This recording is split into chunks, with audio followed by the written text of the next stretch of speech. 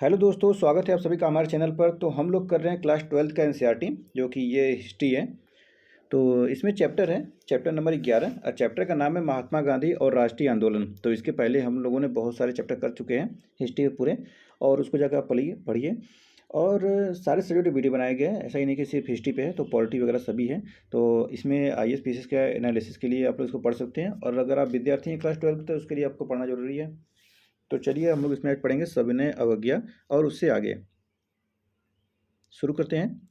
राष्ट्रवाद के इतिहास में प्रायः एक अकेले व्यक्ति को राष्ट्र निर्माण के साथ जोड़कर देखा जाता है। उदाहरण के लिए हम इटली के निर्माण के साथ गैरीबाल्डी को, अमेरिकी स्वतंत्रता युद्ध के साथ जॉर्ज वाशिंगटन को और वियतनाम को औपनिवेशिक शासन से मुक्त कराने के संघर्ष से हो ची मिन्ह को जोड़कर देखते हैं। इसी तरह महात्मा गांधी को भारतीय राष्ट्र का पिता माना गया है। चूँकि गांधी जी स्वतंत्रता संघर्ष में भाग लेने वाले सभी नेताओं में सर्वाधिक प्रभावशाली और सम्मानित हैं, अतः उन्हें दिया गया उपयुक्त विश्लेषण गलत नहीं है। हालांकि वाशिंगटन अथवा हो ची मिन्ह की तरह महात्मा गांधी का राजनीतिक जीवन वृत्त उस समाज ने ही संवारा और नियंत्रित किया जिस समाज में वे रहते थे। कोई व्यक्ति चाहे कितना ही महान क्यों न हो, वह न केवल इतिहास बनाता है बल्कि स्वयं भी इतिहास द्वारा बनाया जाता है। इस अध्याय में 1915 से 1948 के महत्वपूर्ण काल के दौरान भारत में गांधी जी की गतिविधियों का विश्लेषण किया गया है। यह भारतीय समाज के विभिन्न हिस्सों के साथ उनके संपर्कों और उनके द्वारा प्रेरित तथा नेतृत्व किए गए लोकप्रिय संघर्षों की छानबीन करता है।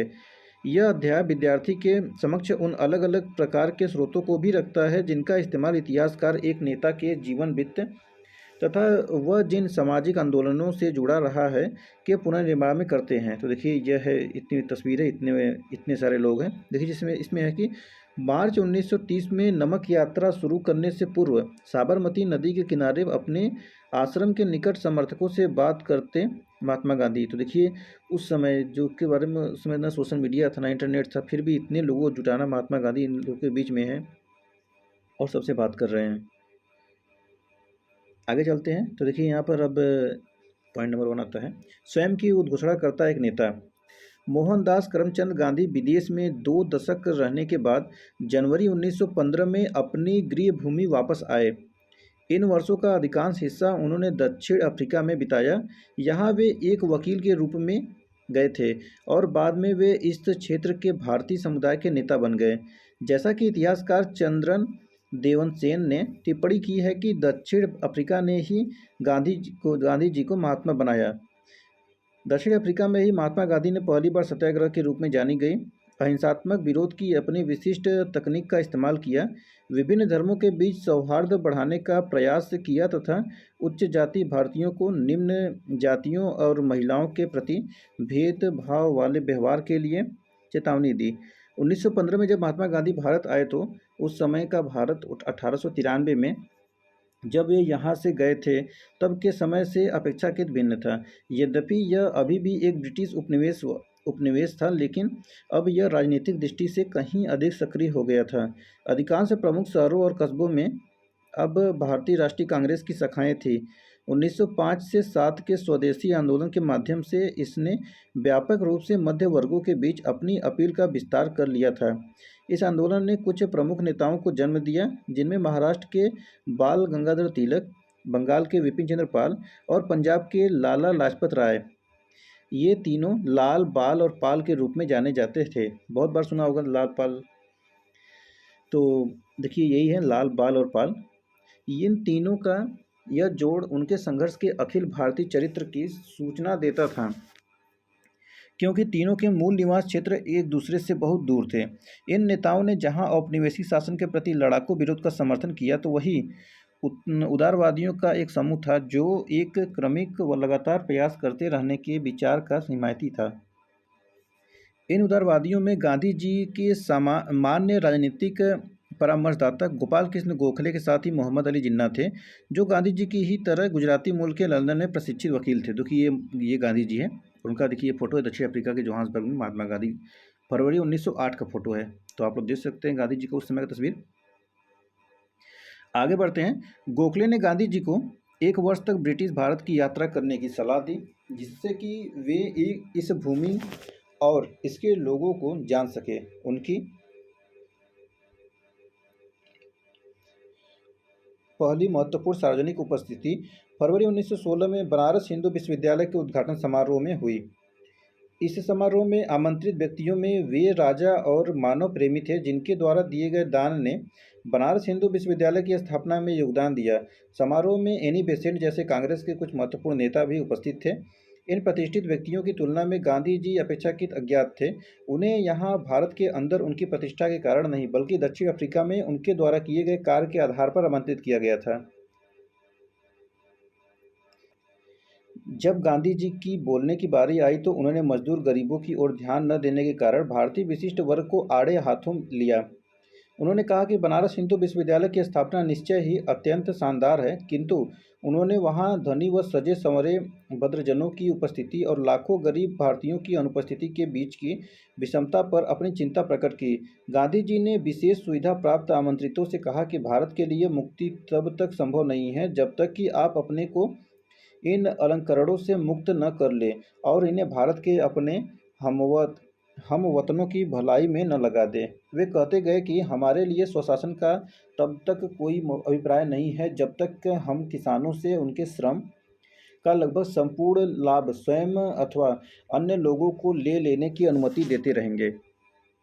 हमारी मुक्ति केवल किसानों के माध्यम से ही हो सकती है। न तो वकील, न डॉक्टर, न ही जमींदार इसे सुरक्षित रख सकते हैं। बनारस हिंदू विश्वविद्यालय की स्थापना एक उत्सव का अवसर था क्योंकि यह भारतीय धन और भारतीय प्रयासों से संभव एक राष्ट्रवादी विश्वविद्यालय की स्थापना का घोतक था। लेकिन गांधी जी ने स्वयं को बधाई देने के सुर मिलाने की अपेक्षा लोगों को उन किसानों और कामगारों की याद दिलाना चुना जो भारतीय जनसंख्या के अधिसंख्य हिस्से का निर्माण करने के बावजूद वहां श्रोताओं में अनुपस्थित थे। एक दृष्टि से फरवरी 1916 में बनारस में गांधी जी का भाषण मात्र वास्तविक तथ्य का ही उद्घाटन था। तो देखिए यहाँ पर आप लोग देख सकते हैं, यहाँ पर गांधी जी जा रहे हैं इसमें वग्गी में बैठकर। आगे देखते हैं। अर्थात भारतीय राष्ट्रवाद वकीलों, डॉक्टरों और जमींदारों जैसे विशिष्ट वर्गों द्वारा निर्मित था, लेकिन दूसरी दृष्टि से देखा जाए तो यह वक्तव्य उनकी मंशा भी जाहिर करता था। यह भारतीय राष्ट्रवाद को संपूर्ण भारतीय लोगों का और अधिक अच्छे ढंग से प्रतिनिधित्व करने में सक्षम बनाने की गांधी जी की स्वयं की इच्छा की प्रथम सार्वजनिक उद्घोषणा थी। उसी वर्ष के अंतिम माह में गांधी जी को अपने नियमों को व्यवहार में लाने का अवसर मिला। दिसंबर 1916 में लखनऊ में हुई वार्षिक कांग्रेस में बिहार में चंपारण से आए एक किसान ने उन्हें वहां अंग्रेज नील उत्पादकों द्वारा किसानों के प्रति किए जाने वाले कठोर व्यवहार के बारे में बताया। असहयोग की शुरुआत और अंत। 1917 का अधिकांश समय महात्मा गांधी को किसानों के लिए काश्तकारी की सुरक्षा के साथ साथ अपनी पसंद की फसल उपजाने की आज़ादी दिलाने में बीता। अगले वर्ष यानी 1918 में गांधी जी गुजरात के अपने गृह राज्य में 2 अभियानों में संलग्न रहे। सबसे पहले उन्होंने अहमदाबाद के एक श्रम विवाद में हस्तक्षेप कर कपड़े की मिलों में काम करने वालों के लिए काम करने की बेहतर स्थितियों की मांग की। इसके बाद उन्होंने खेड़ा में फसल चौपट होने पर राज्य से किसानों का लगान माफ़ करने की मांग की। चंपारण, अहमदाबाद और खेड़ा में की गई पहल से गांधी जी एक ऐसे राष्ट्रवादी के रूप में उभरे जिनमें गरीबों के लिए गहरी सहानुभूति थी। इसी तरह ये सभी स्थानिक संघर्ष थे। इसके बाद 1919 में औपनिवेशिक शासकों ने गांधी जी की झोली में एक ऐसा मुद्दा डाल दिया जिससे वे कहीं अधिक विस्तृत आंदोलन खड़ा कर सकते थे। 1914 से 18 के महान युद्ध के दौरान अंग्रेजों ने प्रेस पर प्रतिबंध लगा दिया था और बिना जांच के कारावास की अनुमति दे दी थी।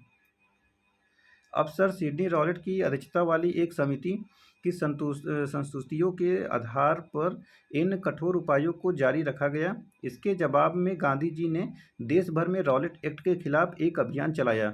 उत्तरी और पश्चिमी भारत के कस्बों में चारों तरफ बंद के समर्थन में दुकानों और स्कूलों के बंद होने के कारण जीवन लगभग ठहर सा गया था। पंजाब में विशेष रूप से कड़ा विरोध हुआ। वहाँ के बहुत से लोगों ने युद्ध में अंग्रेजों के पक्ष में सेवा की थी और अब अपनी सेवा के बदले वे इनाम की अपेक्षा कर रहे थे, लेकिन इसकी जगह उन्हें रॉलेट एक्ट दिया गया।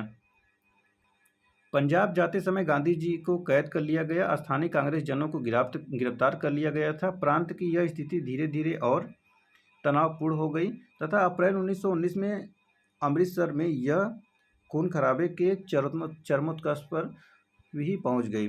जब एक अंग्रेज ब्रिगेडियर ने एक राष्ट्रवादी सभा पर गोली चलाने का हुक्म दिया, तब जलियांवाला बाग हत्याकांड के नाम से जाने गए इस हत्याकांड में 400 से अधिक लोग मारे गए। रॉलेट सत्याग्रह से ही गांधी जी एक सच्चे राष्ट्रीय नेता बन गए। इसकी सफलता से उत्साहित होकर गांधी जी ने अंग्रेजी शासन के खिलाफ असहयोग अभियान की मांग कर दी, जो भारतीय उपनिवेशवाद की खात्मा करना चाहते थे। उनसे आग्रह किया गया कि वे स्कूलों, कॉलेजों और न्यायालयों न जाएं तथा न कर चुकाएं। संक्षेप में सभी को अंग्रेजी सरकार के साथ सभी ऐच्छिक संबंधों के परित्याग का पालन करने को कहा गया। गांधी जी ने कहा कि यदि असहयोग का ठीक ढंग से पालन किया जाए तो भारत 1 वर्ष के भीतर स्वराज प्राप्त कर लेगा। अपने संघर्ष का और विस्तार करते हुए उन्होंने खिलाफत आंदोलन के साथ हाथ मिला लिया, जो हाल ही में तुर्की शासन कमाल अतातुर्क द्वारा समाप्त किए गए सर्व इस्लामवाद के प्रति खलीफा की पुनर्स्थापना की मांग कर रहा था। यानी कि दूसरे का पहला पॉइंट आता है एक लोकप्रिय आंदोलन की तैयारी।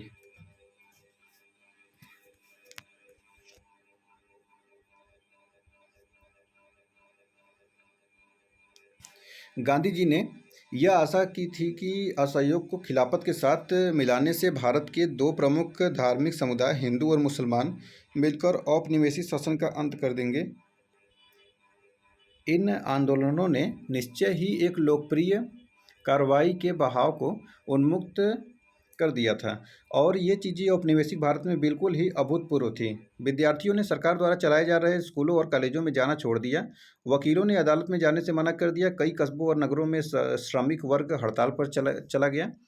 सरकारी आंकड़ों के मुताबिक 1921 में 396 हड़तालें हुई, जिनमें 6 लाख श्रमिक शामिल थे और इससे 70 लाख कार्य दिवसों का नुकसान हुआ था। देहात भी असंतोष से आंदोलित हो रहा था। उत्तरी आंध्र की पहाड़ी जनजातियों ने वन्य कानूनों की अवहेलना कर दी। अवध के किसानों ने कर नहीं चुकाए। कुमाऊं के किसानों ने औपनिवेशिक अधिकारियों का सामान ढोने से मना कर दिया। इन विरोध आंदोलनों को कभी कभी स्थानीय राष्ट्रवादी नेतृत्व की अवज्ञा करते हुए कार्यान्वित किया गया।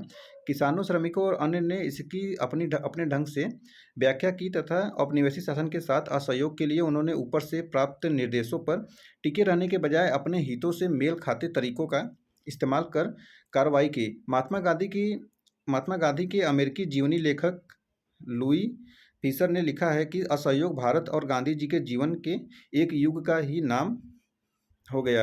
असहयोग शांति की दृष्टि से नकारात्मक किंतु प्रभाव की दृष्टि से बहुत सकारात्मक था। इसके लिए प्रतिवाद, परित्याग और स्व अनुशासन आवश्यक थे। यह स्वशासन के लिए एक प्रशिक्षण था। 1857 के विद्रोह के बाद पहली बार असहयोग आंदोलन के परिणाम स्वरूप अंग्रेजी राज की नींव हिल गई। फरवरी 1922 में किसानों के एक समूह ने संयुक्त प्रांत के चौरी चौरा पुरवा में एक पुलिस स्टेशन पर आक्रमण कर उसमें आग लगा दी। इस अग्निकांड में कई पुलिस वालों की जान चली गई। हिंसा की इस कार्रवाई से गांधी जी को यह आंदोलन तत्काल वापस लेना पड़ा। उन्होंने जोर दिया कि किसी भी तरह की उत्तेजना को निहत्थे और एक तरह से भीड़ की दया पर निर्भर व्यक्तियों की घृणित हत्या के आधार पर उचित नहीं ठहराया जा सकता है। देखिए ये चित्र देख रहे हैं, ये असहयोग आंदोलन 1922 विदेशी वस्त्रों को इकट्ठा किया जा रहा है ताकि उन्हें आग लगा जा सके। देखिए यहाँ पर तो देख सकते हैं यहाँ पर लोग इकट्ठा हुए हैं इसको आग लगाने के लिए। आगे बढ़ते हैं हम लोग। तो असहयोग आंदोलन के दौरान हजारों भारतीयों को जेल में डाल दिया गया। स्वयं गांधी जी को मार्च 1922 में राजविद्रोह के आरोप में गिरफ्तार कर लिया गया। उन पर जांच की कार्रवाई की अध्यक्षता करने वाले जज जस्टिस CN ब्रूमफील्ड ने उन्हें सजा सुनाते समय एक महत्वपूर्ण भाषण दिया। जज ने टिप्पणी की कि इस तथ्य को नकारना असंभव होगा कि मैंने आज तक जितनी जांच की है अथवा करूंगा, आप उनसे भिन्न श्रेणी के हैं। इस तथ्य को नकारना असंभव होगा कि आपके लाखों देशवासियों की दृष्टि में आप एक महान देशभक्त और नेता हैं। यहाँ तक कि राजनीति में जो लोग आपसे भिन्न मत रखते हैं वे भी आपको उच्च आदर्शों और पवित्र जीवन वाले व्यक्ति के रूप में देखते हैं। चूँकि गांधी जी ने कानून की अवहेलना की थी, अतः यह उस न्यायपीठ के लिए गांधी जी को 6 वर्षों के जेल की सज़ा सुनाया जाना आवश्यक था। लेकिन जज ब्रूमफील्ड ने कहा कि यदि भारत में घट रही घटनाओं की वजह से सरकार के लिए सजा के इन वर्षों में कमी और आपको मुक्त करना संभव हुआ तो इससे मुझसे ज़्यादा कोई प्रश्न नहीं होगा। दूसरा पॉइंट आता है जज नेता क्या है ये। 1922 तक गांधी जी ने भारतीय राष्ट्रवाद को एकदम परिवर्तित कर दिया और इस प्रकार फरवरी 1916 में बनारस हिंदू विश्वविद्यालय में अपने भाषण में किए गए वायदे को उन्होंने पूरा किया। अब यह व्यावसायिकों व बुद्धिजीवों का ही आंदोलन नहीं रह गया था। अब हजारों की संख्या में किसानों, श्रमिकों और कारीगरों ने भी इसमें भाग लेना शुरू कर दिया। इनमें से कई गांधी जी के प्रति आदर व्यक्त करते हुए उन्हें अपना महात्मा कहने लगे। उन्होंने इस बात की प्रशंसा की कि गांधी जी उनकी ही तरह के वस्त्र पहनते थे, उनकी ही तरह रहते थे और उनकी ही भाषा बोलते थे। अन्य नेताओं की तरह वे सामान्य जनसमूह से अलग नहीं खड़े होते थे, बल्कि वे उनसे समानुभूति रखते तथा उनसे घनिष्ठ संबंध भी स्थापित कर लेते थे। सामान्य जन के साथ इस तरह की पहचान उनके वस्त्रों में विशेष रूप से परिलक्षित होती थी। जहां अन्य राष्ट्रवादी नेता पश्चिमी शैली के सूट अथवा भारतीय बंदगला जैसे औपचारिक वस्त्र पहनते थे, तो वही गांधी जी लोगों के बीच एक साधारण धोती में जाते थे। इस बीच प्रत्येक दिन का कुछ हिस्सा वे चरखा चलाने बिताते थे। अन्य राष्ट्रवादियों को भी उन्होंने ऐसा करने के लिए प्रोत्साहित किया। सूत कताई के कार्य ने गांधी जी को पारंपरिक जाति व्यवस्था में प्रचलित मानसिक श्रम और शारीरिक श्रम की दीवार को तोड़ने में मदद की दी। अब आता है चरखा। देखिए क्या है चरखा के बारे में। महात्मा गांधी आधुनिक युग, जिसमें मशीनों ने मानव को गुलाम बनाकर श्रम को हटा दिया था, के घोर आलोचक थे। उन्होंने चरखा को एक ऐसे मानव समाज के प्रतीक रूप में देखा जिसमें मशीनों और प्रौद्योगिकी को बहुत महिमा मंडित नहीं किया जाएगा। इससे भी अधिक चरखा गरीबों को पूरक आमदनी प्रदान कर सकता था तथा उन्हें स्वावलंबी बना सकता था। मेरी आपत्ति मशीन के प्रति सनक से है। यह सनक श्रम बचाने वाली मशीनरी के लिए है। ये तब तक श्रम बचाते रहेंगे जब तक कि हजारों लोग बिना काम के और भूख से मरने के लिए सड़कों पर न फेंक दिए जाएं। मैं मानव समुदाय के किसी एक हिस्से के लिए नहीं, बल्कि सभी के लिए समय और श्रम बचाना चाहता हूँ। मैं धन का केंद्रीकरण कुछ ही लोगों के हाथों में नहीं, बल्कि सभी के हाथों में करना चाहता हूँ। यंग इंडिया 13 नवंबर 1924 का है। फिर एक खद्दर मशीनरी को कष्ट नहीं करना चाहता, बल्कि यह इसके प्रयोग को नियमित करता है और इसके विकास को नियंत्रित करता है। यह मशीनरी का प्रयोग सर्वाधिक गरीब लोगों के लिए अपनी झोपड़ियों में करता है। पहिया अपने आप में ही मशीनरी का एक उत्कृष्ट नमूना है। यंग इंडिया 17 मार्च 1927 का है। आगे बढ़ते हैं। इतिहासकार शाहिद अमीन ने एक मंत्रमुग्ध कर देने वाले अध्ययन में स्थानीय प्रेस द्वारा ज्ञात रिपोर्टों और अफवाहों के जरिए पूर्वी उत्तर प्रदेश के किसानों के मन में महात्मा गांधी की जो कल्पना थी उसे ढूंढ निकालने की कोशिश की है। फरवरी 1921 में जब वे इस क्षेत्र से गुजर रहे थे तो हर जगह भीड़ ने उनका बड़े प्यार से स्वागत किया। उनके भाषणों के दौरान कैसा माहौल होता था, इस पर गोरखपुर के एक हिंदी समाचार पत्र ने यह रिपोर्ट लिखी है। भटनी में गांधी जी की स्थानीय जनता को संबोधित किया और इसके बाद ट्रेन गोरखपुर के लिए रवाना हो गई। नूनखार, देवरिया, गौरी बाजार, चौरी चौरा और कुसुमही स्टेशनों पर 15 से 20 हजार से कम लोग नहीं थे। महात्मा जी कुसुमही के दृश्य को देखकर बहुत प्रसन्न हुए, क्योंकि जंगल के बीच स्थित होने के बावजूद उस स्टेशन पर 10 हजार से कम लोग नहीं थे। प्रेम में अभिभूत होकर कुछ लोग रोते हुए देखे गए। देवरिया में लोग गांधी जी को भेनी दान देना चाहते थे, किंतु इसे उन्होंने उनसे गोरखपुर में देने को कहा। लेकिन चौरी चौरा में एक मारवाड़ी सज्जन ने किसी तरह उन्हें कुछ दे दिया। इसके बाद यह क्रम रुका ही नहीं। एक चादर फैला दी गई जिस पर रुपये और सिक्के की बारिश होने लगी। यह दृश्य था। गोरखपुर स्टेशन के बाहर महात्मा के एक ऊंची गाड़ी पर खड़े हो गए और लोगों ने कुछ मिनटों के लिए उनके दर्शन कर लिए। गांधी जी जहाँ भी गए उनकी चमत्कारिक शक्तियों की अफवाहें फैल गई। कुछ स्थानों पर यह कहा गया कि उन्हें राजा द्वारा किसानों के दुख तकलीफों में सुधार के लिए भेजा गया है तथा उनके पास सभी स्थानीय अधिकारियों के निर्देशों को अस्वीकृत करने की शक्ति है। कुछ अन्य स्थानों पर यह दावा किया गया कि गांधी जी की शक्ति अंग्रेज बादशाह से उत्कृष्ट है और यह कि उनके आने से औपनिवेशिक शासक जिले से भाग जाएंगे। गांधी जी का विरोध करने वालों के लिए एक भयंकर परिणाम की बात बताती कहानियाँ भी थी। इस तरह की अफवाहें फैली कि गांधी जी की आलोचना करने वाले गांव के लोगों के घर रहस्यमयत्मक रूप से गिर गए अथवा उनकी फसल चौपट हो गई। गांधी बाबा, गांधी महाराज अथवा सामान्य महात्मा जैसे अलग अलग नामों से ज्ञात गांधी जी भारतीय किसान के लिए एक उद्धारक के समान थे, जो उनकी ऊंची करों और दमनात्मक अधिकारियों की सुरक्षा करने वाले और उनके जीवन में मान मर्यादा और स्वायत्तता वापस लाने वाले थे। गरीबों विशेषकर किसानों के बीच गांधी जी की अपील को उनकी सात्विक जीवन की शैली, उनके द्वारा धोती तथा चरखा जैसे प्रतीकों के विवेकपूर्ण प्रयोग से बहुत बल मिला। जाति से महात्मा महात्मा गांधी एक व्यापारी व पेशे से वकील थे, लेकिन उनकी सादी जीवन शैली तथा हाथों से काम करने के प्रति उनके लगाव की वजह से वे गरीब श्रमिकों के प्रति बहुत अधिक समानुभूति रखते थे तथा बदले में वे लोग गांधी जी से समानुभूति रखते थे। जहां अधिकांश अन्य राजनीतिक उन्हें कृपा की दृष्टि से देखते थे, तो वही ये न केवल उनके जैसा दिखने बल्कि उन्हें अच्छी तरह से समझने और उनके जीवन के साथ स्वयं को जोड़ने के लिए सामने आते थे। महात्मा गांधी का जन अनुरोध निसंदेह कपट से मुक्त था और भारतीय राजनीति के संदर्भ में तो बिना किसी उदाहरण के यह भी कहा जा सकता है कि राष्ट्रवाद के आधार को और व्यापक बनाने में उनकी सफलता का राज उनके द्वारा सावधानीपूर्वक किया गया संगठन था। भारत के विभिन्न भागों में कांग्रेस की नई शाखाएं खोली गईं। रजवाड़ों के राष्ट्रवादी सिद्धांत को बढ़ावा देने के लिए प्रजामंडलों की एक श्रृंखला स्थापित की गई। गांधी जी ने राष्ट्रवादी संदेश का संचार शासकों की अंग्रेजी भाषा की जगह मातृभाषा में करने की प्रोत्साहित किया। इस प्रकार कांग्रेस की प्रांतीय समितियां ब्रिटिश भारत की कृत्रिम सीमाओं की अपेक्षा भाषाई क्षेत्रों पर आधारित थी। इन अलग अलग तरीकों से राष्ट्रवाद देश के सुदूर हिस्सों तक फैल गया और अब इसमें वे सामाजिक वर्ग भी शामिल हो गए जो अभी तक इससे अछूत थे। अब तक कांग्रेस के समर्थकों में कुछ बहुत सी समृद्ध व्यापारी और उद्योगपति शामिल हो गए थे। भारतीय उद्यमियों ने यह बात जल्दी ही समझ ली कि उनके अंग्रेज प्रतिद्वंदी आज भी जो लाभ पा रहे हैं, स्वतंत्र भारत में ये चीज़ें समाप्त हो जाएंगी। जीडी बिड़ला जैसे कुछ उद्यमियों ने राष्ट्रीय आंदोलन का खुला समर्थन किया, जबकि अन्य ने ऐसा मौन रूप से किया। इस प्रकार गांधी जी के प्रशंसकों में गरीब किसान और धनी उद्योगपति दोनों ही थे।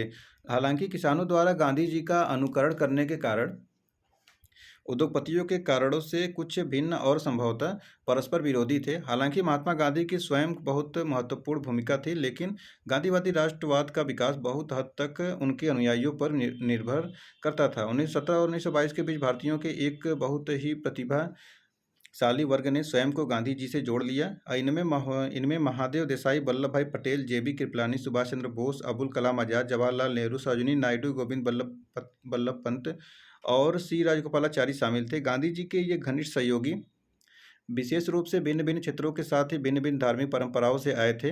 इसके बाद उन्होंने अनगिनत अन्य भारतीयों को कांग्रेस में शामिल होने और इसके लिए काम करने के लिए प्रेरित किया। महात्मा गांधी फरवरी 1924 में जेल से रिहा हो गए और अब उन्होंने अपना ध्यान घर में बने कपड़े, खादी को बढ़ावा देने तथा छुआछूत को समाप्त करने पर लगाया। गांधी जी के राजनीतिक जितने थे उतने ही वे समाज सुधारक थे और उनका विश्वास था कि स्वतंत्रता के योग्य बनने के लिए भारतीयों को बाल विवाह और छुआछूत जैसी सामाजिक बुराइयों से मुक्त होना पड़ेगा। एक मत के भारतीयों को दूसरे मत के भारतीयों के लिए सच्चा संयम लाना होगा और इस प्रकार उन्होंने हिंदू मुसलमानों के बीच सौहार्द पर बल दिया। इसी तरह आर्थिक स्तर पर भारतीयों को स्वावलंबी बनना सीखना होगा। ऐसा करके उन्होंने समुद्र पार से आयातित मिल में बने वस्त्रों के स्थान पर खादी पहनने पर महत्ता जोर डाला। अब आता है तीसरा, नमक सत्याग्रह। नज़दीक से एक नज़र देखते हैं। असहयोग आंदोलन समाप्त होने के कई वर्ष बाद तक महात्मा गांधी ने अपने को समाज सुधार कार्यों पर केंद्रित रखा। 1928 में उन्होंने पुनः राजनीति में प्रवेश करने की सोची। उस वर्ष सभी श्वेत सदस्यों वाले साइमन कमीशन के उपनिवेश की स्थिति की जांच पड़ताल के लिए इंग्लैंड से भेजा गया था के विरुद्ध अखिल भारतीय अभियान चलाया जा रहा था। गांधी जी ने स्वयं इस आंदोलन में भाग नहीं लिया था, पर उन्होंने इस आंदोलन को अपना आशीर्वाद दिया था तथा इसी वर्ष बारदोली में होने वाले एक किसान सत्याग्रह के साथ भी उन्होंने ऐसा किया था। 1929 में दिसंबर के अंत में कांग्रेस ने अपना वार्षिक अधिवेशन लाहौर शहर में किया। यह अधिवेशन दो दृष्टियों से महत्वपूर्ण था। जवाहरलाल नेहरू का अध्यक्ष के रूप में चुनाव, जो युवा पीढ़ी को नेतृत्व की छड़ी सौंपने का प्रतीक था, और पूर्ण स्वराज अथवा पूर्ण स्वतंत्रता की उद्घोषणा। अब राजनीतिक की गति एक बार फिर से बढ़ गई थी। 26 जनवरी 1930 को विभिन्न स्थानों पर राष्ट्रीय ध्वज फहराकर देशभक्ति के गीत गाकर स्वतंत्रता दिवस मनाया गया। गांधी जी ने स्वयं सुस्पष्ट निर्देश देकर बताया कि इस दिन को कैसे मनाया जाना चाहिए। उन्होंने कहा कि यदि स्वतंत्रता की उद्घोषणा सभी गांवों और शहरों या यहाँ तक कि अच्छा होगा अगर सभी जगहों पर एक ही समय में संगोष्ठियां हो, अच्छा होगा। गांधी जी ने सुझाव दिया कि नगाड़े पीटकर पारंपरिक तरीके से संगोष्ठी के समय की घोषणा की जाए। राष्ट्रीय ध्वज को फहराए जाने से समारोहों की शुरुआत होगी। दिन का बाकी हिस्सा किसी रचनात्मक कार्य में, चाहे वह सूत कताई हो अथवा अछूतों की सेवा अथवा हिंदुओं मुसलमानों का पुनर्मिलन अथवा निषिद्ध कार्य, अथवा ये सभी एक साथ करने में व्यतीत होगा और यह असंभव नहीं है। इसमें भाग लेने वाले लोग दृढ़तापूर्वक यह प्रतिज्ञा लेंगे कि अन्य लोगों की तरह भारतीय लोगों की भी स्वतंत्रता और अपने कठिन परिश्रम के फल का आनंद लेने का अहरणीय अधिकार है। और यह है कि यदि कोई भी सरकार लोगों को इन अधिकारों से वंचित रखती है या उनका दमन करती है तो लोगों को इन्हें बदलने अथवा समाप्त करने का भी अधिकार है। तो देखिए यहाँ पर अब आता है पहला पॉइंट तीसरा का, दांडी। स्वतंत्रता दिवस मनाए जाने के तुरंत बाद महात्मा गांधी ने घोषणा की कि वे ब्रिटिश भारत के सर्वाधिक घृणित कानूनों में से एक, जिसने नमक के उत्पादन और विक्रय पर राज्य को एकाधिकार दे दिया है, को तोड़ने के लिए एक यात्रा का नेतृत्व करेंगे। नमक एकाधिकार के जिस मुद्दे का उन्होंने चयन किया था वह गांधी जी की कुशल समझदारी का एक अन्य उदाहरण था। प्रत्येक भारतीय घर में नमक का एक प्रयोग अपरिहार्य था, लेकिन इसके बावजूद उन्हें घरेलू प्रयोग के लिए भी नमक बनाने से रोका गया। इस तरह उन्हें दुकानों से दाम मिलने लगे। तो देखिए उसी के आधार पर ये नमक सत्याग्रह चलाया जा रहा था। आप लोग देख सकते हैं नमक सत्याग्रह में कितने लोग जा रहे हैं।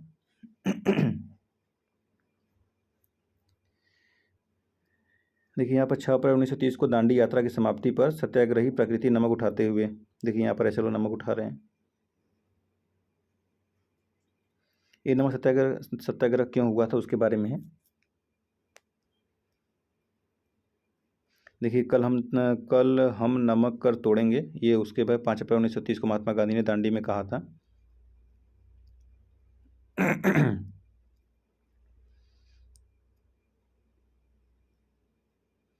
और देखिए ये तस्वीर है, यह तस्वीर जनवरी 1931 में जेल में महात्मा गांधी की रिहाई के बाद आंदोलन की भावी योजना के बारे में चर्चा करने के लिए इलाहाबाद कांग्रेस के नेताओं की बैठक हुई थी। तो ये यहाँ पर हैं लोग।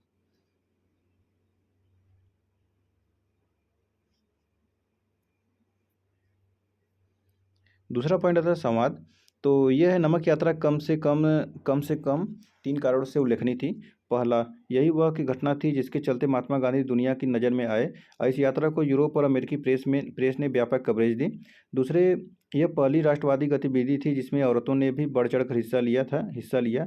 समाजवादी कार्यकर्ता कमला देवी चट्टोपाध्याय ने गांधी जी को समझाया कि वे अपने आंदोलनों को पुरुषों तक ही सीमित न रखें। कमला देवी को खुद उन असंख्य औरतों में से एक थी जिन्होंने नमक या शराब कानूनों का उल्लंघन करते हुए सामूहिक गिरफ्तारी दी थी। तीसरा और संभवतः सबसे महत्वपूर्ण कारण यह था कि नमक यात्रा के कारण ही अंग्रेजों को यह एहसास हुआ था कि अब उनका राज बहुत दिन टिक नहीं सकेगा और उन्हें भारतीयों को भी सत्ता में हिस्सा देना पड़ेगा। देखिए दूसरा गोलमेज सम्मेलन 1931 के आखिर में लंदन में आयोजित हुआ। उससे गांधी जी कांग्रेस का नेतृत्व कर रहे थे। गांधी जी का कहना था कि उनकी पार्टी पूरे भारत का प्रतिनिधित्व करती है। इस दावे को 3 पार्टियों ने चुनौती दी। मुस्लिम लीग का कहना था कि वह मुस्लिम अल्पसंख्यकों के हित में काम करती है। राजे रजवाड़े का दावा था कि कांग्रेस का उनके नियंत्रण वाले भूभाग पर कोई अधिकार नहीं है। तीसरी चुनौती तेज तर्रार वकील और विचारक BR अम्बेडकर की तरफ से थे, जिनका कहना था कि गांधी जी और कांग्रेस पार्टी निचली जातियों का प्रतिनिधित्व नहीं करते। लंदन में हुआ यह सम्मेलन किसी नतीजे पर नहीं पहुंच सका, इसलिए गांधी जी को खाली हाथ लौटना पड़ा। भारत लौटने पर उन्होंने सविनय अवज्ञा आंदोलन शुरू कर दिया। नए वायसराय लॉर्ड विलिंगडन को गांधी जी से बिल्कुल हमदर्दी नहीं थी। अपनी बहन को लिखे एक निजी खत में विलियम ने लिखा था कि अगर गांधी ना होता तो यह दुनिया वाकई बहुत खूबसूरत होती। वह जो भी कदम उठाता है उसे ईश्वर की प्रेरणा का परिणाम कहता है, लेकिन असल में उसके पीछे एक गहरी राजनीतिक चाल होती है।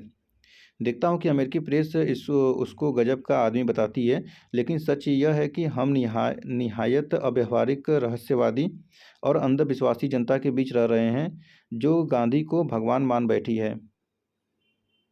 देखिए ये गोलमेज सम्मेलन हो रहा है। बहरहाल 1935 में नए गवर्नमेंट ऑफ इंडिया एक्ट में सीमित प्रतिनिधिक शासन व्यवस्था का आश्वासन व्यक्त किया गया। 2 साल बाद सीमित मताधिकार के आधार पर हुए चुनाव में कांग्रेस को जबरदस्त सफलता मिली।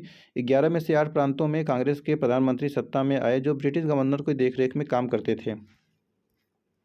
आगे बढ़ते हैं। देखिए, ये चित्र है महात्मा गांधी और राजेंद्र प्रसाद वायसराय लॉर्ड लिनथगो के साथ बैठक के लिए जाते हुए 13 अक्टूबर 1939 में। इस बैठक में युद्ध में भारत की हिस्सेदारी के स्वरूप पर चर्चा की गई थी। जब वायसराय के साथ वार्ता टूट गई तो कांग्रेसी मंत्रिमंडल ने इस्तीफा दे दिया था। देखिए, यही है ये है राजेंद्र प्रसाद।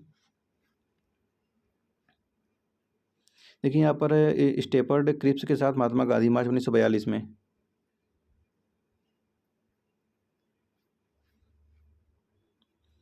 तो देखिए, अब चौथा पॉइंट आता है भारत छोड़ो। तो क्रिप्स मिशन की विफलता के बाद महात्मा गांधी ने ब्रिटिश शासन के खिलाफ अपना तीसरा बड़ा आंदोलन छेड़ने का फैसला लिया। अगस्त 1942 में शुरू हुए इस आंदोलन को अंग्रेजों तो भारत छोड़ो का नाम दिया गया था। हालांकि गांधी जी को फौरन गिरफ्तार कर लिया गया था, लेकिन देश भर के युवा कार्यकर्ता हड़तालों और तोड़फोड़ की कार्रवाइयों के जरिए आंदोलन चलाते रहे। कांग्रेस में जयप्रकाश नारायण जैसे समाजवादी रहस्य भूमिगत प्रतिरोध गतिविधियों में सबसे ज़्यादा सक्रिय थे। पश्चिम में सतारा और पूर्व में मेदिनीपुर जैसे कई जिलों में स्वतंत्र सरकार की स्थापना कर दी गई थी। अंग्रेजों ने आंदोलन के प्रति काफ़ी सख्त रवैया अपनाया। फिर भी इस विद्रोह को दबाने में सरकार को साल भर से ज़्यादा समय लग गया। भारत छोड़ो आंदोलन सही मायने में एक जन आंदोलन था, जिसमें लाखों आम हिंदुस्तानी शामिल थे। इस आंदोलन ने युवाओं को बड़ी संख्या में अपनी ओर आकर्षित किया। उन्होंने अपने कॉलेज छोड़कर जेल का रास्ता अपनाया। जिस दौरान कांग्रेस के नेता जेल में थे, उसी समय जिन्ना तथा मुस्लिम लीग के उनके साथी अपना प्रभाव क्षेत्र फैलाने में लगे थे। इन्हीं सालों में लीग को पंजाब और सिंध में अपनी पहचान बनाने का मौका मिला था, जहां अभी तक उसका कोई खास वजूद नहीं था। जून 1944 में जब विश्व युद्ध समाप्ति की ओर था तो गांधी जी को रिहा कर दिया गया और जेल से निकलने के बाद उन्होंने कांग्रेस और लीग के बीच फासले को पाटने के लिए जिन्ना के साथ कई बार बात की। 1945 में ब्रिटेन में लेबर पार्टी की सरकार बनी। यह सरकार भारतीय स्वतंत्रता के पक्ष में थी। उसी समय वायसराय लॉर्ड वेवेल ने कांग्रेस और मुस्लिम लीग के प्रतिनिधियों के बीच कई बैठकों का आयोजन किया। 1946 की शुरुआत में प्रांतीय विधानमंडलों के लिए सिरे से चुनाव कराए गए। सामान्य श्रेणी में कांग्रेस की भारी सफलता मिली। मुसलमानों के लिए आरक्षित सीटों पर मुस्लिम लीग को भारी बहुमत प्राप्त हुआ। राजनीतिक ध्रुवीकरण पूरा हो चुका था। 1946 की गर्मियों में कैबिनेट मिशन भारत आया। इस मिशन ने कांग्रेस और मुस्लिम लीग को एक ऐसी संघीय व्यवस्था पर राजी करने का प्रयास किया जिसमें भारत के भीतर विभिन्न प्रांतों को सीमित स्वायत्तता दी जा सकती थी। कैबिनेट मिशन का यह प्रयास भी विफल रहा। वार्ता टूट जाने के बाद जिन्ना ने पाकिस्तान की स्थापना के लिए लीग की मांग के समर्थन में एक प्रत्यक्ष कार्रवाई दिवस का आह्वान किया। इसके लिए 16 अगस्त 1946 का दिन तय किया गया था और उसी दिन कलकत्ता में खूनी संघर्ष शुरू हो गया। यह हिंसा कलकत्ता से शुरू होकर ग्रामीण बंगाल, बिहार और संयुक्त प्रांत व पंजाब तक फैल गई। कुछ स्थानों पर मुसलमानों को तो कुछ अन्य स्थानों पर हिंदुओं को निशाना बनाया गया। फरवरी 1947 में वावेल की जगह लॉर्ड माउंटबेटन को वायसराय नियुक्त किया गया। उन्होंने वार्ताओं के एक अंतिम दौर का आह्वान किया। जब सुलह के लिए उनका प्रयास भी विफल हो गया तो उन्होंने ऐलान कर दिया कि ब्रिटिश भारत को स्वतंत्रता दे दी जाएगी, लेकिन उसका विभाजन भी होगा। देखिए, यहाँ पर यह चित्र किसका है? तो यह चित्र है दाईं ओर जवाहरलाल नेहरू और बाईं ओर बैठे सरदार वल्लभ भाई पटेल के साथ विचार विमर्श करते महात्मा गांधी। नेहरू और पटेल कांग्रेस के भीतर दो अलग राजनीतिक प्रवृत्तियों, समाजवादी और रूढ़िवादी के प्रतिनिधित्व करते थे। महात्मा गांधी को अक्सर इन दोनों समूहों के बीच मध्यस्थता करनी पड़ती थी।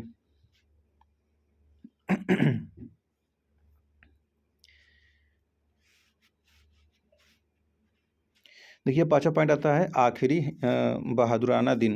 15 अगस्त 1947 को राजधानी में हो रहे उत्सवों में महात्मा गांधी नहीं थे। उस समय वे कलकत्ता में थे, लेकिन उन्होंने वहां भी न तो किसी कार्यक्रम में हिस्सा लिया, न ही कहीं झंडा फहराया। गांधी जी ने उस दिन 24 घंटे के उपवास पर थे। उन्होंने इतने दिन तक जिस स्वतंत्रता के लिए संघर्ष किया था वह एक अकल्पनीय कीमत पर उन्हें मिली थी। उनका राष्ट्र विभाजित था। हिंदू मुसलमान एक दूसरे की गर्दन पर सवार थे। उनके जीवनी लेखक डीजी तेंदुलकर ने लिखा है कि सितंबर और अक्टूबर के दौरान गांधी जी पीड़ितों को सांत्वना देते हुए अस्पतालों और शरणार्थी शिविरों के चक्कर लगा रहे थे। उन्होंने सिखों, हिंदुओं और मुसलमानों से आह्वान किया कि वे अतीत को भूलकर अपनी पीड़ा पर ध्यान देने की बजाय एक दूसरे के प्रति भाईचारे का हाथ बढ़ाने तथा शांति से रहने का संकल्प ले। गांधी जी और नेहरू आग्रह पर कांग्रेस ने अल्पसंख्यकों के अधिकारों पर एक प्रस्ताव पारित कर दिया।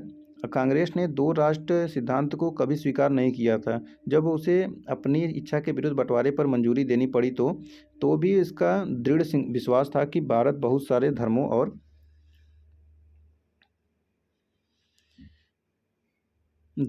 बहुत सारी नस्लों का देश है।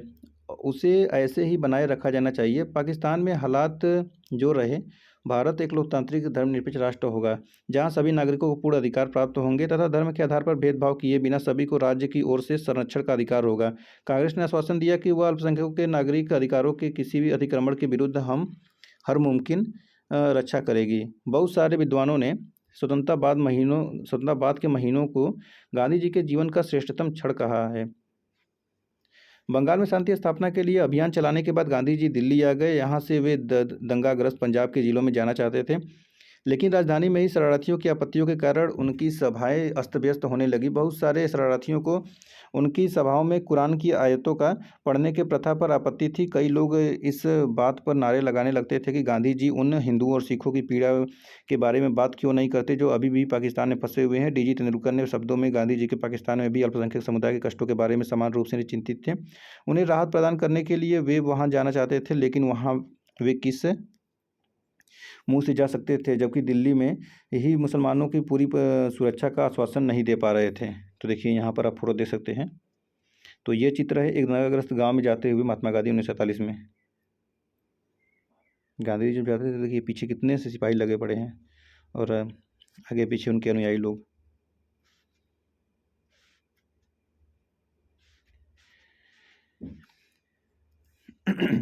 20 जनवरी को गांधी जी पर हमला हुआ, लेकिन वे अविचलित अपना काम करते रहे। 26 तारीख को उन्होंने अपनी प्रार्थना सभा में इस बात का जिक्र किया कि बीते सालों में इस दिन 26 जनवरी को किस तरह स्वतंत्रता दिवस के रूप में मनाया जाता था। अब स्वतंत्रता मिल चुकी थी, लेकिन उसके शुरुआती महीने तक गहरे तौर पर मोह भंग करने वाले साबित हुए। फिर भी उनको विश्वास था कि बुरी घड़ी बीत चुकी है। भारत के लोग अब सभी वर्गों और धर्मों को समानता के लिए काम करेंगे तथा अल्पसंख्यक समुदाय पर बहुल समुदाय का वर्चस्व व श्रेष्ठता स्थापित नहीं होगी। भले ही अल्पसंख्यक समुदाय संख्या व या प्रभाव की दृष्टि से कितना भी छोटा क्यों न हो, उन्होंने यह आशा भी जताई कि यद्यपि भौगोलिक और राजनीतिक रूप से भारत को दो भागों में बंट चुका है, लेकिन हृदय में हम सभी सदैव मित्र एवं भाई रहेंगे, एक दूसरे को मदद व सम्मान देते रहेंगे और शेष विश्व के लिए हम एक ही होंगे। गांधी जी ने स्वतंत्र और अखंड भारत के लिए जीवन भर युद्ध लड़ा। फिर भी जब देश विभाजित हो गया तो उनकी यही इच्छा थी कि दोनों देश एक दूसरे के साथ सम्मान और दोस्ती के संबंध बनाए रखे। बहुत सारे भारतीयों को उनका यह सहृदय आचरण पसंद नहीं था। 30 जनवरी की शाम को गांधी जी की दैनिक प्रार्थना सभा में एक युवक ने उनको गोली मारकर मौत की नींद सुला दी। उनके हत्यारे ने कुछ समय बाद आत्मसमर्पण कर दिया। उसका नाम नाथूराम गोडसे था। गांधी जी की मृत्यु से चारों ओर गहरे शोक की लहर दौड़ गई। भारत भर के राजनीतिक फलक पर उन्हें भावभीनी श्रद्धांजलि दी गई। जॉर्ज ऑरवेल तथा एल्बर्ट आइंस्टीन जैसे विख्यात गैर भारतीयों ने भी उनकी मृत्यु पर हृदय स्पर्शी शब्दों में शोक संदेश भेजे।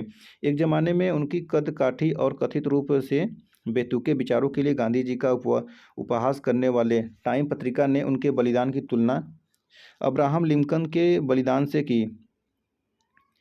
पत्रिका ने कहा कि एक धर्मार्ध अमेरिकी ने लिंकन को मार दिया था क्योंकि उन्हें नस्ल या रंग से परे मानव मात्र की समानता में विश्वास था, और दूसरी तरफ एक धर्मार्थ हिंदू ने गांधी जी की जीवन लीला समाप्त कर दी थी क्योंकि गांधी जी ऐसे कठिन क्षणों में भी दोस्ती और भाईचारे में विश्वास रखते थे। विभिन्न धर्मों को मानने वालों के बीच दोस्ती की अनिवार्यता पर बल देते थे। टाइम ने लिखा, दुनिया जानती थी कि उसने उनकी गांधी जी की मृत्यु पर वैसे ही मौन धारण कर लिया है जिस प्रकार उसने लिंकन की मृत्यु पर किया था, और यह समझना एक मायने में बहुत गहरा और बहुत साधारण काम है। छठा पॉइंट है गांधी को समझना। तो हमारे पास बहुत सारे स्रोत उपलब्ध हैं जिनके जरिए मतलब गांधी जी को समझना है। तो पहला पॉइंट है सार्वजनिक स्वर और निजी लेखन।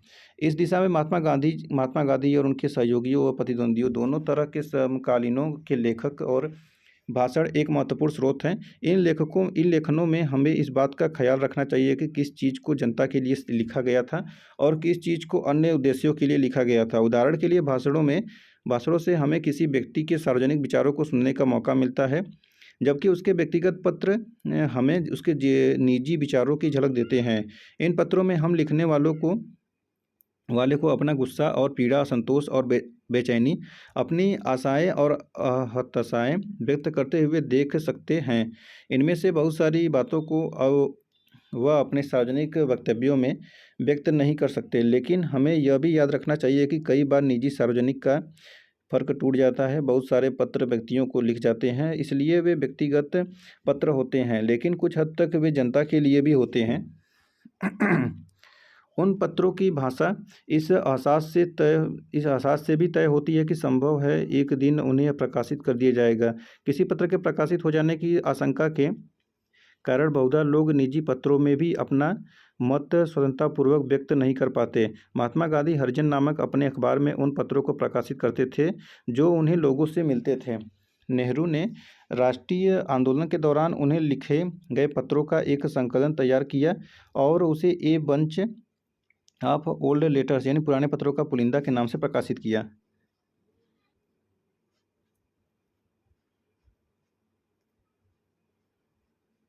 दूसरा पॉइंट इसमें है छवि गणना।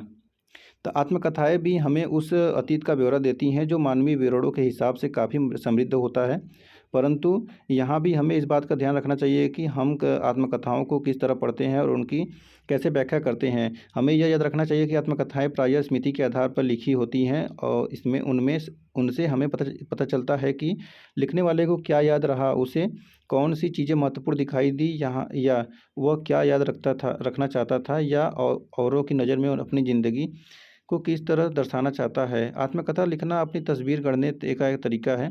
फलस्वरूप इन विवरणों को पढ़ते हुए हमें वह देखने का प्रयास करना चाहिए कि जो लेखक हमें नहीं दिखाना चाहता, हमें उन चुप्पियों का कारण समझना चाहिए। इच्छित या अनिच्छित विस्मृति के उन कृत्यों को समझना चाहिए। अब है पुलिस के नज़र से। तीसरा पॉइंट है पुलिस की नज़र से।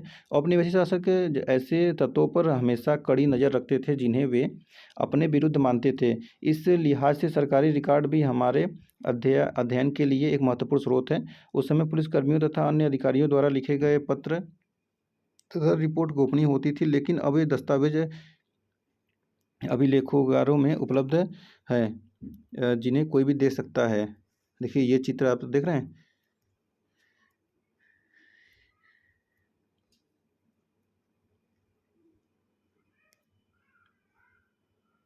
तो देखिए इस प्रकार ये समाप्त होता है। ये कालखंड देख लीजिए। 1915 में महात्मा गांधी दक्षिण अफ्रीका से लौटते हैं तो 17 में चंपारण और 18 में खेड़ा गुजरात में किसान आंदोलन अहमदाबाद में मिल मजदूर का हुआ था। 1919 में रॉलेट एक्ट हुआ था मार्च अप्रैल में। तो 1919 में जलियांवाला बाग हत्याकांड अप्रैल में। असहयोग आंदोलन खिलाफत आंदोलन 1921 में। तो 1928 में बारदोली किसान आंदोलन। 29 में लाहौर अधिवेशन। 2930 में सविनय अवज्ञा दांडी। 1931 में गांधी यूनिट समझौता। 1935 में गवर्नमेंट एक्ट ऑफ इंडिया। 1939 में कांग्रेस मंत्रिमंडल का त्यागपत्र। 42 में भारत छोड़ो आंदोलन। और 1946 में महात्मा गांधी सांप्रदायिक हिंसा को रोकने के लिए नोआखली तथा हिंसात्मक इलाकों का दौरा। तो इस प्रकार देखिए समाप्त होता है। तो कुछ लोगों का वक्तव्य है जो कि हम लोग देख लेते हैं। देखिए जैसे यहाँ पे गृह विभाग की परीक्षक रिपोर्टें। मार्च 1930 का पहला पखवाड़ा। गुजरात में आ रहे तेज राजनीतिक बदलाव पर यहाँ गहरी नज़र रखी जा रही है। इनसे प्रांत की राजनीतिक परिस्थितियों पर किस हद तक और क्या प्रभाव पड़ेगा, इसका अभी अंदाज़ा लगाना मुश्किल है। रबी की फसल अच्छी हुई है, इसलिए फिलहाल किसान फसलों की कटाई में व्यस्त हैं। विद्यार्थी आने वाले परीक्षाओं की तैयारी में जुटे हैं। मध्य प्रांत और बिरार। श्री वल्लभ भाई पटेल की गिरफ्तारी पर कांग्रेसियों के अलावा कहीं कोई खास उत्तेजना पैदा नहीं हुई। लेकिन नागपुर नगर कांग्रेस कमेटी द्वारा गांधी जी की यात्रा शुरू होने पर उन्हें बधाई देने के लिए आयोजित सभा में 3,000 से ज़्यादा लोग जुट गए थे। बंगाल, तो गांधी के सविनय अवज्ञा आंदोलन की शुरुआत पिछले पखवाड़ों की सबसे महत्वपूर्ण घटना रही। श्री जे.एम. सेनगुप्ता ने अखिल बंगाल सविनय अवज्ञा परिषद का गठन किया है। बंगाल प्रांतीय कांग्रेस कमेटी ने अखिल बंगाल अवज्ञा परिषद बनाई है। इन परिषदों के गठन के अलावा बंगाल में सविनय अवज्ञा प्रश्न पर और कोई सक्रिय कदम अभी नहीं उठाया गया है। जिलों से मिली रिपोर्टों से पता चलता है कि जो बैठकें आयोजित की गई उनमें लोगों ने कोई विशेष उत्साह नहीं दिखाया और आम जनता पर कोई गहरा असर नहीं छोड़ा है। गौरतलब है कि इन बैठकों में महिलाओं की संख्या बढ़ती जा रही है। बिहार और उड़ीसा में देखिए भी ऐसे गतिरोध हो रहे थे। आगे बढ़ते हैं हम लोग, यहाँ पे देखते हैं जवाहरलाल नेहरू, सेवांग 15 जुलाई 1936। तुम्हारा पत्र मेरा हृदय छू गया। तुम्हें सबसे ज़्यादा ठेस महसूस हुई है। तथ्य यह है कि तुम्हारे साथियों के पास तुम्हारे जैसा साहस और बेबाकी नहीं है। इसके परिणाम विनाशकारी रहे हैं। मैंने उन्हें हमेशा समझाया है कि वे तुमसे उन्मुक्त और निर्भय होकर बात करें, परंतु क्योंकि उनके पास साहस नहीं है, इसलिए वे जब भी बोलते हैं उटपटांग ही बोलते हैं और उससे तुम चिढ़ जाते हो। मैं तुम्हें बताता हूँ, वे तुम्हें इसलिए डरा रहे हैं क्योंकि तुम उनसे चिढ़ जाते हो और उनके सामने धैर्य खो देते हो।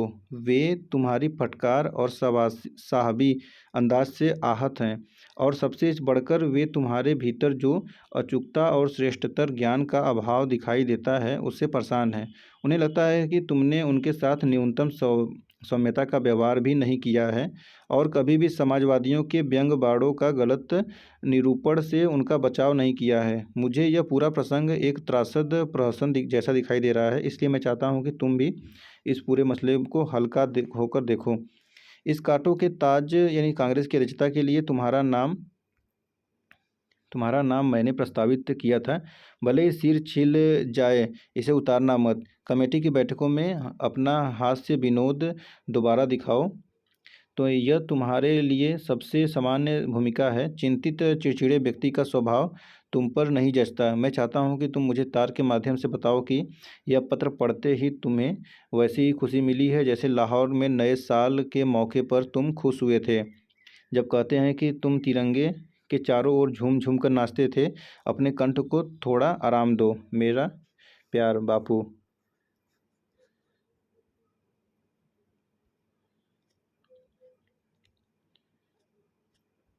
देखिए यहाँ पर ए वंश लेटर्स थे।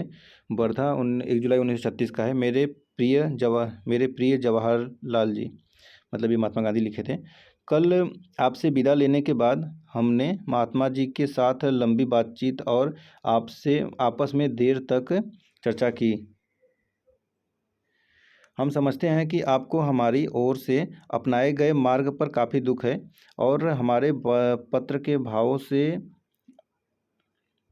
आप विशेषतः बहुत आहत हुए हैं। आपको शर्मिंदा करना या आपको चोट पहुंचाना कभी भी हमारा इरादा नहीं था और अगर आपको ऐसा लगता है कि इससे आपको ठेस पहुंचती है तो हम बिना किसी हिचक के अपना पत्र वापस ले लेते या उसमें संशोधन कर लेते, परंतु हमने समग्र स्थिति पर पुनर्विचार करने के बाद यह पत्र तथा अपने इस्तीफा वापस लेने का फैसला कर लिया है। हमें लगता है कि प्रेस में छपे आपके बाद सारे बयानों में आप कांग्रेस के सामान्य कार्यक्रम पर उतना नहीं बोल रहे हैं जितना कि एक ऐसे विषय पर बोल रहे हैं जिसे कांग्रेस ने स्वीकृति नहीं दी है। और ऐसा करते हुए आप वर्किंग कमेटी में हमारे मुट्ठी भर सहयोगियों और कांग्रेस के अल्पसंख्यक वर्ग के प्रवक्ता की तरह बोल रहे हैं, न कि बहुल वर्ग के प्रतिनिधि के रूप में जिसकी कांग्रेस अध्यक्ष के नाते हमें आपसे अपेक्षा थी। हमारे विरुद्ध लगातार एक अभियान चलाया जा रहा है जिसमें हमें ऐसे व्यक्तियों के रूप में प्रस्तुत किया गया है जिनका समय बीत चुका है, जो पुराने पड़ चुके और वर्तमान में अप्रासंगिक हो चुके विचारों का प्रतिनिधित्व करते हैं। हमें ऐसे लोगों के रूप में प्रस्तुत किया जा रहा है जो देश के प्रगति में बांधकर और जिन्हें उन पदों से हटा दिया जाना चाहिए उन्होंने अनाधिकार प्राप्त कर लिए हैं। हमने महसूस किए हैं कि अन्य लोगों ने हमारे साथ भारी अन्याय किए हैं और कह रहे हैं तथा हमें आपसे वह संरक्षण नहीं मिल रहा है जो एक सहकर्मी और हमारा अध्यक्ष होने के नाते हमें आपसे मिलना चाहिए। आपका राजेंद्र प्रसाद। देखिए राजेंद्र प्रसाद लिखे हैं जवाहरलाल नेहरू को। अब देखिए ये मेरे प्रिय बापू, ये इलाहाबाद 5 जुलाई 1936 को कौन लिखा है? तो जवाहरलाल नेहरू ने लिखा है।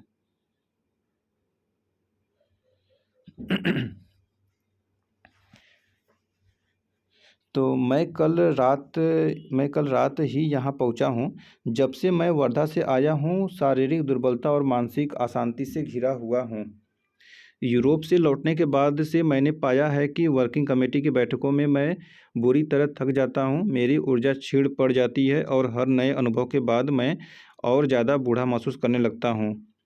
चीज़ों को दुरुस्त करने और संकट को टालने में आपने जो कष्ट उठाया है उसके लिए मैं आपका आभारी हूँ। मैंने राजेंद्र बाबू द्वारा भेजा गया दूसरा पत्र दोबारा पढ़ा है और उन्होंने जो गंभीर आरोप मुझ पर लगाए हैं उन्हें देखा है। तथ्य को चाहे कितनी भी विनम्रता से प्रस्तुत किया जाए, उनका आशय यह है कि मैं एक असहनीय मुसीबत बन चुका हूँ और मेरे जो भी गुण हैं थोड़ी बहुत अक्षमता, ऊर्जा, गंभीरता, कमोबेश प्रभावित करने वाला व्यक्तित्व सभी खतरनाक बन चुके हैं क्योंकि वे एक गलत रथ यानी समाजवाद को आगे बढ़ा रहे हैं। इन बातों के निष्कर्ष स्पष्ट हैं। मैंने अपनी पुस्तक में और उसके पश्चात भी अपने वर्तमान विचारों के बारे में विस्तार से लिखा है।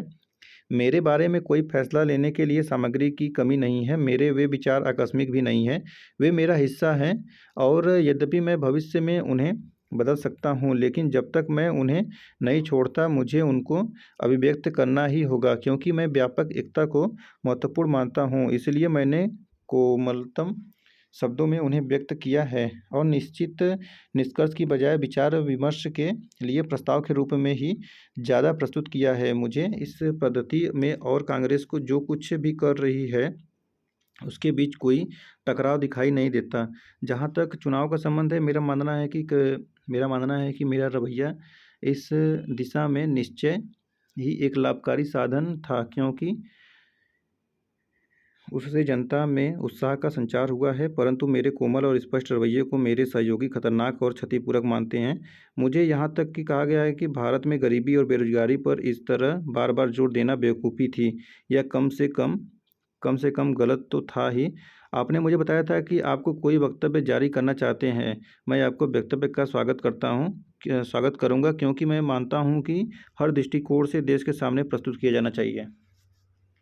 तो देखिए, और ये जवाहरलाल नेहरू का तो लिखा गया था, ये बापू लिखे थे। तो इस प्रकार देखिए ये खत का आवागमन हुआ था। तो इस प्रकार देखिए ये चैप्टर समाप्त होता है और अगर आप लोग जहाँ नहीं देखे होंगे तो वहाँ वीडियो देखकर रोक सकते हैं। तो हम लोग पढ़ रहे थे क्लास 12th का एनसीईआरटी जो कि हिस्ट्री का चैप्टर था, चैप्टर नंबर 11 महात्मा गांधी और राष्ट्रीय आंदोलन सविनय अवज्ञा और उससे आगे का हिस्सा। तो आप लोगों को समझ में आया होगा, पसंद आया होगा, 2-3 बार इसको पढ़िए। क्लास 12th के विद्यार्थी हैं तो इसको भी आप पढ़ सकते हैं और अगर आप पीसीएस और आईएएस की तैयारी कर रहे हैं तो इसको पढ़ना अनिवार्य है आपको। अगर वीडियो पसंद आया तो वीडियो को लाइक करिएगा। फिर मिलते हैं नेक्स्ट वीडियो में। धन्यवाद।